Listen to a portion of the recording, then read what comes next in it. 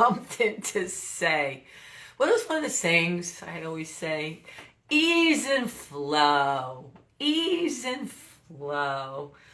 So my guest coming on, Jennifer French, we were talking while we were trying to figure out how to get her on the video.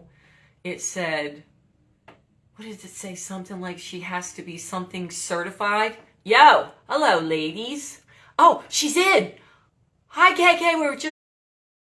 I think I'm letting her in. It worked. She had to be verified. It was so funny. I didn't even understand verified for what. I had to be meta verified. Well, as long as you're meta verified. It's starting to officially meta verified. All right. Well, now that you're meta verified, it's all good. So, Jennifer, before we get into talking about all the awesome things, I'm going to tell them a little bit about you. Is that okay? You good? Yeah. All right. So, now that we've gotten you on Instagram, we've got a lot of great things to talk about. I love that you start your bio out with this. My son, I don't think I can say it right, Giancarlo, is the greatest achievement of my life, and he will be 17 next week. I'm there with you. A former latchkey kid, wait, to make sure I get it right, Juniata, is that right? Juniata Park. Well, it's probably Juniata, but we at Juniata say Juniata. Juniata Park. Juniata Park. I volunteered at the Ronald McDonald House in Philadelphia at the age of 14, worked as a Ronald McDonald show manager for 5 years, marketing and PR for McDonald's for a couple of years, and then moved to Spain, where I eventually helped to open La Casa Ronald McDonald in Madrid. I want to go. I returned here in 2014 when my mother fell ill and worked in development in the performing arts sector until landing this role in the middle of 2020. She's now the president and CEO of the Ronald McDonald House in southern New Jersey. I like this one. From Philly, live in Delaware, and work in New Jersey. I'm a New Jersey. I'm a citizen of the Tri-State.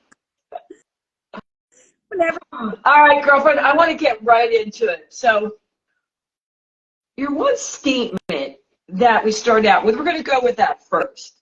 Okay. Don't underestimate yourself, or I do this all the time. Apologize for being authentically you. Tell me why you picked that one. You know, it's interesting. I was meeting with another woman who was apologizing. She must have apologized for something like, I'm sorry. No, about women are apologize. Where you don't find that men say sorry anywhere near as often as women do. It's just, I don't know. Are we raised to be this nurturer that makes everything a perfect situation, and when it's not perfect, we feel the need to apologize? I'm not sure. But even when someone bumps into you, what do you say? Sorry. Right? I'm sorry. You're right. I do. So yeah, It's sad. Sometimes, you know, I've been told in the past, you know, you can be too much energy, or, you know, and that's perception, and perception is reality, and you do need to learn how to read the room. Yeah. But when you're talking about your career path and what you want to do and how you're presenting a thought, the best thing to do is to be authentically you, especially if you're passionate about what you're speaking about. You know, I've been thinking about that a lot the last year, because my son, who's going off to college, he says it. Oh, I'm sorry, for no reason. And he goes, Mom, I got that wrong. I'm like, oh no. I want to give you a lot of things, but, and so I've been practicing, like, saying what I want to say, but without saying, I'm sorry. It's so difficult. I know why for me. At all cost, and I think this is a lot of women, Jennifer, I want to keep the peace. You know, I want to find ways to make everyone happy. I don't I don't need to be right. It doesn't matter to me. It's all about if it makes you feel good being right, I'll say I'm sorry. But that's not good. Well, and I also think that there's another bad four-letter word that we use often, and that's just. I'm just a single mom, or I'm just the Ooh. McDonald house in Camden, or I'm just, you know, it really is. It comes from some reason, like we are proud of an achievement. It makes it seem like we're bragging or ego involved in there. I don't know why. Well, often, and again, I'm not trying to make this a male-female conversation, but men are raised to be confident, right? So we'll say, oh, I just, or, you know, this old thing, I just got this at Marshall, instead of thank you know, or I've had ever, it's, you know, older pills, or gosh, if someone says you look nice, you're like, oh man, I only got 4 hours sleep last night. Why can't you? Right? Amazing. Ah, yes. And some of it's going to take a little bit of time because we've conditioned ourselves to say those things over and over again. Instead of, I do now say, wait, thank you. Right. Thank you. I, When I first, oh, well, thank you very much. yeah. Trying to stop. But to your point, my son is exactly like me too. So when I say male versus female, based on articles that I read, generally speaking, not specific. Yeah, yeah. All right, so let's dive into your career. I mean, holy moly, I was reading about all the things you've done and everything from being out in California in the showbiz world. You've done a lot of philanthropic things, as well as, did I see you work something else in show business that you actually performed on stage, or am I making that up? So I worked at the Los Angeles Children's Theater. That was my one professional gig besides performing with Ronald McDonald. And I did a lot of theater through high school and college, for sure, and some local theater as well. It's actually where I met Ronald McDonald. I did a play at the Candlelight Dinner Theater in Arden, Delaware, and Oh, it was a musical about Barnum, P.T. Barnum, and they said that everyone would learn circus, and our circus skills instructor was actually McDonald. So he came in and taught us how to shuffle and ride unicycles and all that good stuff, and then I ended up working. So I always joke that someday, hopefully in the very distant future, my headstone will say, right place, right until now.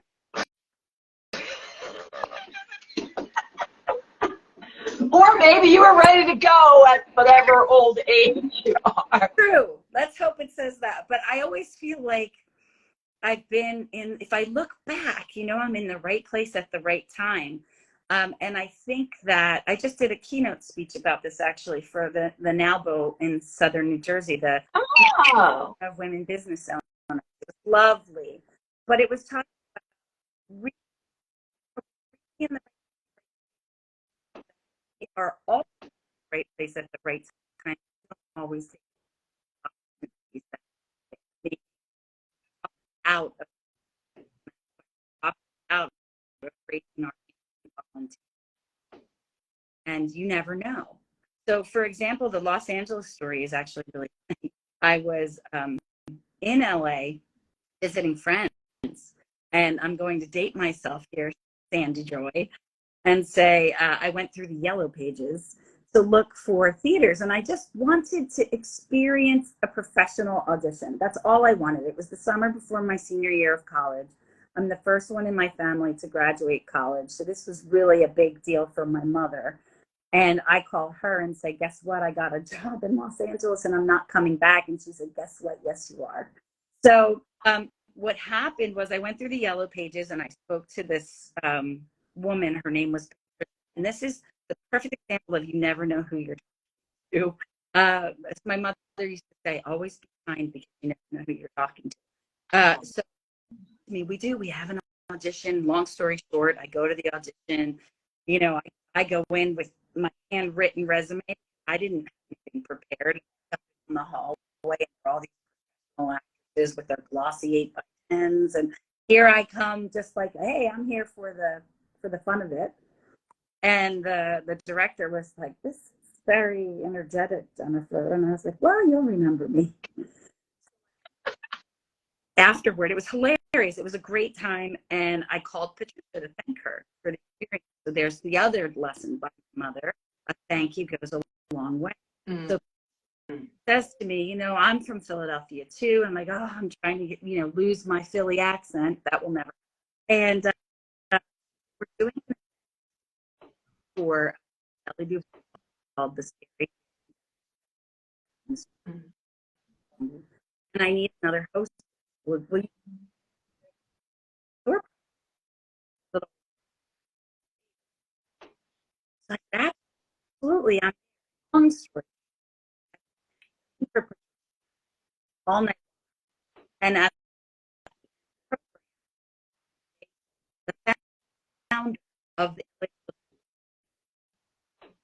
and she takes the stage, and all of a sudden I realize young woman who important to Shelley Duvall. And I'm thinking, what's that? Oh my goodness. Right. So she comes up to me afterwards and she said, you know, you remind me of me, kid, when I was your age, and you have a lot of gumption. And although we cannot cast you in the show because you're non-union, we would love you. So we'd love you to be the assistant stage manager. So I said, yes, right away. Now, a lot of people might think, oh, well, that's not the job I wanted. I'm an actress, so I really don't want to do that. I just saw this as an amazing opportunity. So long story, just a little bit longer. We did the first break, the second show that we toured, and the second was actually at Mount Sinai Hospital in St. Louis, and it was for critically ill children. See how this theme runs through my life. And one of the not in my agent told me that for people. The director looked at me and said, do you know the part? And I said, you know I do. And so he said, we have our Sparkle the Elf. So I went on and I was Sparkle that day. We went to the third show in an entirely new venue. This actress showed up and Nicholas looked at her. Sparkle. Doing the whole run. I did the entire. So it just goes to show that you're going to learn for you know. But honestly, I left my 20-year-old self. I said, yes, I know it. And then as soon as I go to get my costume, I'm thinking, can't even remember what her first line is, right? But I was like, I just said yes. I didn't even think about it. And and then I ended up doing the whole run. So never be afraid to just take a chance. What's the worst that can happen? Yeah, I love that you said about being at the right time at the right place, and we always are there, but we may not see it. But also that you had the ability to reset and say, okay, I wanted that part, but I'm still in the door. I'm taking this. And you never know what you're going to be able to make of it. Look, boom, boom, boom, boom, boom. I want to back up a little bit because it really touched my heart when I was reading through about all the things that your mom have said to you that have stuck with you. And one thing in particular was the importance of creating a positive ripple effect. And when you look at all this stuff you've done, like the story of you starting with the Ronald McDonald House because you wanted an Atari and your mom said, well, volunteer and know the difference between want and need. I want you to tell them that story because that really touched my heart. Really. Oh my gosh. And now look where you are. So I have to say, my mother, we all think, like my son's my greatest achievement. My mother was the best mother. Because but she was very smart and very genuine for a woman who got married at 18 because that's what she did in the 50s and, became a single mother by the time I was 2. My father left and I have an older brother and she had 4 marriages. Like, you think so much could have beaten her down and yet she was positive every day. I never knew how she did it. I was 14 and I wasn't a single mom and she couldn't afford it. That she could scholars for me to go, but she wanted me a private high school, but she wanted me to have all the experience she didn't. One of the things that I put in now, though, is that we grew up in row homes. They but they were row homes when I was, and every other row home had a footprint, meaning the stairs are on the same side. Right? Yeah. The other have the stairs here. My mother moved 2 doors away from her childhood home, and that's where I was. So she grew up her adult life in the exact footprint that she. So she did not want that for me, and when I decided to go to space, I said, "Oh boy, you're wings." Like, I wasn't expecting this. I wanted to give you wings, but this is a little crazy now. Yeah. Another thing, Mom, like one of my favorite memories of her is driving to the shore and we would get to the bridge and she would turn the radio up and sing at the top of her lungs. And I just remember thinking with the wind, the windows were down. We didn't have wind whipping our hair. She's singing, I'm singing. She was terrified of driving over bridges. Never told me that until I was an adult. And I thought, are you kidding me? Like, I realize now that was like her battle cry to get her across this bridge. And I've gotten all of those positive things from her. And I just aspire to be like her. She would walk through a room and just see how everyone, lovely person and very selfless. Why I am the way I am. Selfish 14-year-old me said, I'd like a Atari.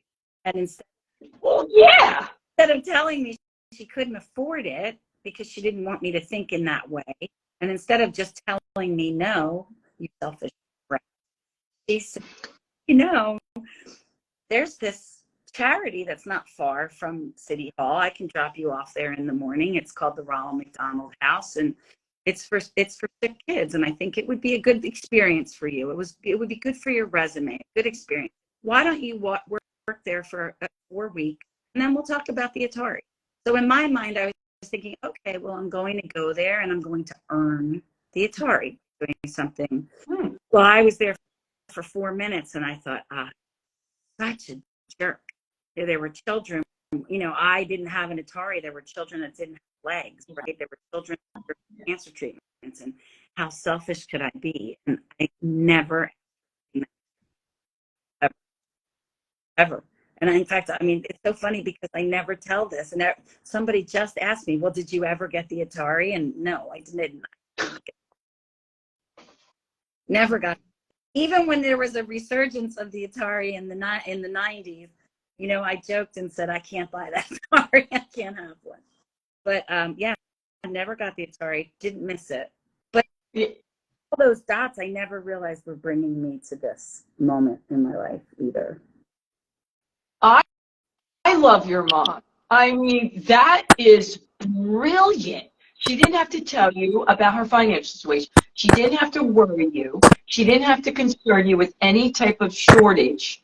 She still was thinking in abundance and knew that the life lessons you would get. Oh my God, that's parenting at its best. Oh, I have 2 other just quick nuggets of hers. So another nugget of hers was, you put your own price tag on yourself.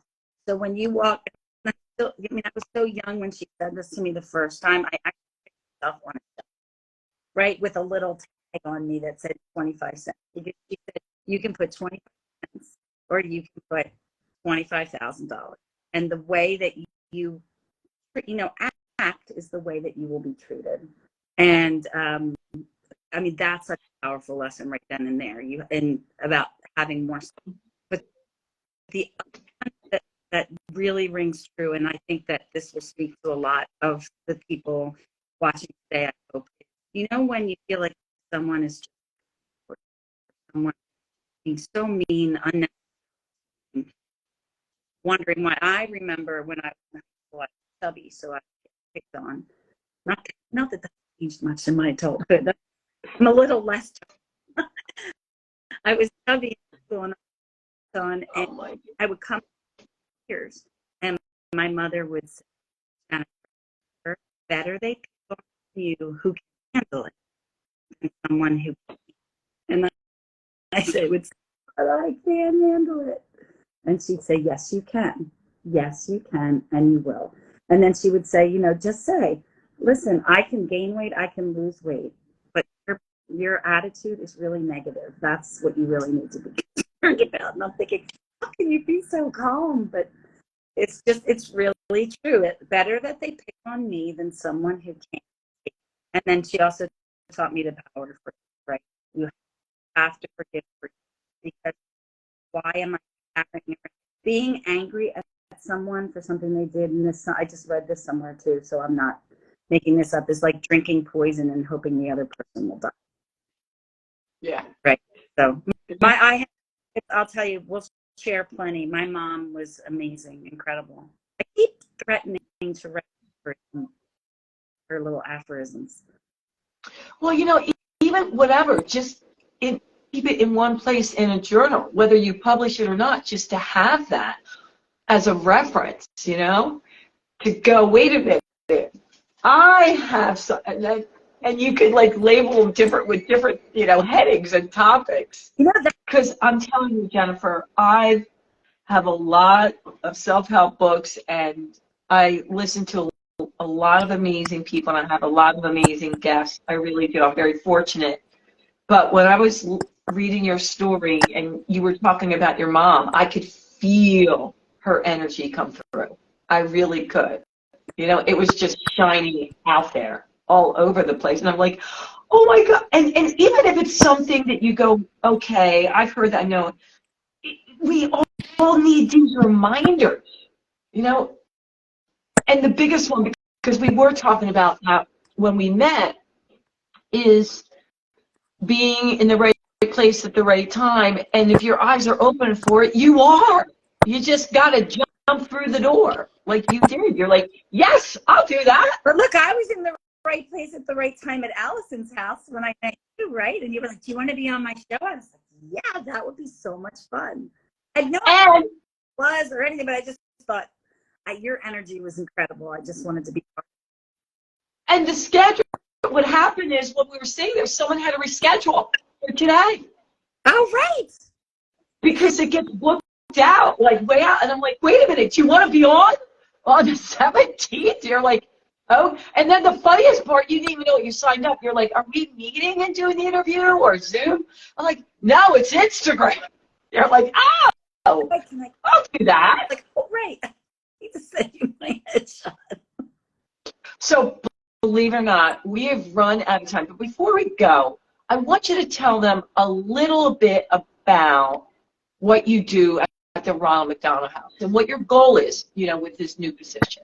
Well, thank you for asking about that. So for those of you who don't know, the Ronald McDonald offers what we say away from home for families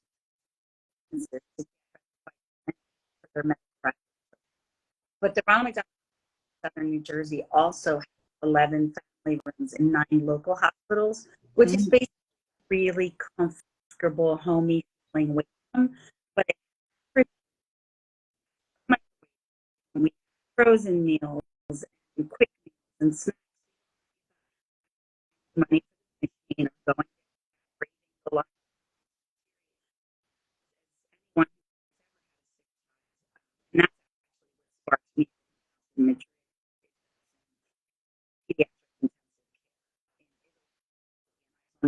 side of the mission, right? Suddenly I'm the one who's getting ripped out of my arms and the language.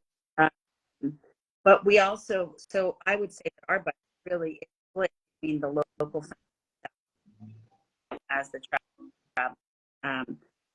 because we are really blessed with college in this Top and Cooper and Virtua and Spear. So you would be amazed that people come medical care. So yeah, so that's what we do. We're celebrating 40th. We're do a little plug. We're doing our 40th anniversary Four Seasons Hotel on Saturday, October 14th. Oh. Our website is our acronym org, and but we also want to really need more than people to come in and break a little bit of joy. We celebrated 7 capital projects in the last 2 years. I've been here 3. We put in a huge playground and a parent gym, but warm cooked meals. So if you have friends and you can cook soup or something instead, really fun, rewarding.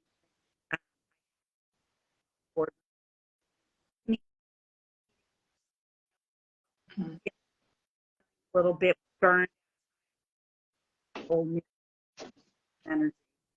Seeing how fortunate, also how much they will get from these lovely little children. It's the greatest job. I am so thrilled that they have you as their CEO. I mean, come on. I mean, you were born for this. Like, your whole journey of everything you've done. I mean, Mom must be like laughing and smiling. Oh, Mom did this for sure. And it was funny because I was working in development and fundraising for a theater when I heard that my predecessor was retired, and I was thinking, me as a CEO of the Ronald McDonald, see when we a CEO, and it's just a natural, beautiful, wonderful fit. Not without its challenges, but for sure, it's when you love what you do, you never work a day in your life. They say, right? Yeah, it's worth it. It's worth it. I know we gotta go, but I'm so about this. Even with all the stressors in our lives and all the challenges we have and pressures, it's easier to tackle them when you're in a good mood. That's awesome. My mom would, it's so true. You wake up, you have, because I would wake up so grumpy, and she'd say, would like make my face, try to make my face that I'd be grumpy, and she'd like, yeah, and then she'd push me back in bed, and say, get back in bed and wake up. Yeah, and then oh my gosh, she'd throw me back in bed and say, get out of the other side because you obviously got out on the wrong side. Something for someone who did not have a degree, thought she should have been a therapist. She was the best listener. Best attitude. What an inspiration. What an inspiration. Well, Jennifer French, I'm glad we figured it out.